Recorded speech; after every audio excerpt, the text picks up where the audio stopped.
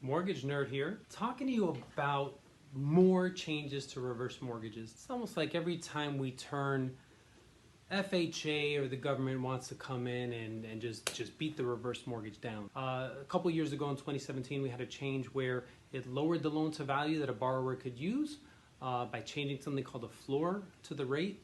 Well, now since rates have dropped, we're back to those levels, which is great. So we're starting to actually see a boom in reverse mortgages, and then FHA comes on and says, guess what? We're going to add some more changes. Now, they're not in effect. They're talking about it. But they're talking about eliminating the HECM to HECM refinance. HECM is home equity conversion mortgage. When you do a reverse mortgage, then you refinance to a new reverse mortgage. That's what they're talking about. There's benefits to that. If I have a client right now, their value went up, and their rate, if they were to refinance now, is much lower. They're going to save about 2.5% on the rate by refinancing it to a reverse mortgage, and they're going to pull out a bunch more money with very low cost.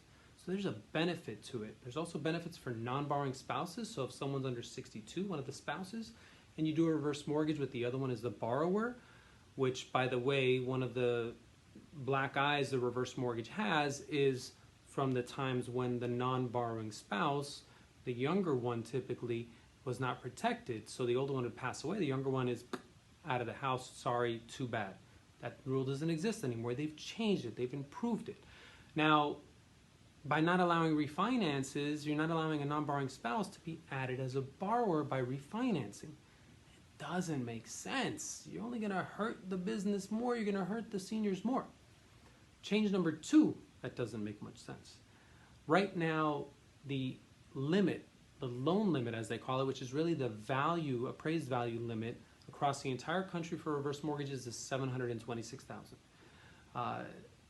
If you were to get a regular FHA, a forward mortgage FHA, the limit here in Miami-Dade is $356,000. There are areas where it's $726,000, and it varies depending on the typical home price in that area.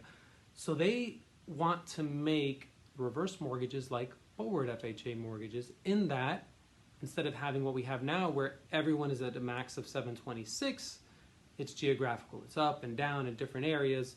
But hello, in Miami, I can't tell you how many people have values way over $356,000, but we won't be able to do a reverse mortgage for them if that change comes into effect.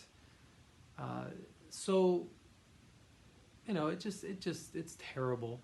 For those of you that know, there were years where I only offered reverse mortgages, and all these changes forced me to get back into all mortgages, which I'm happy about. I love what I'm doing.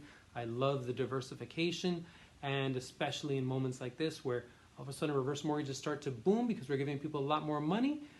Now they want to come in with other changes that are going to reduce the amount of business that we have. So right now, this week, next week is a perfect time to look at the reverse mortgage because we have the income limits where they are at $726,000, the rates are low, the loan to values are high.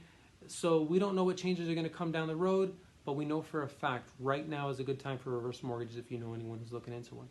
Phil Stevenson, Mortgage Nerd. Thank you very much.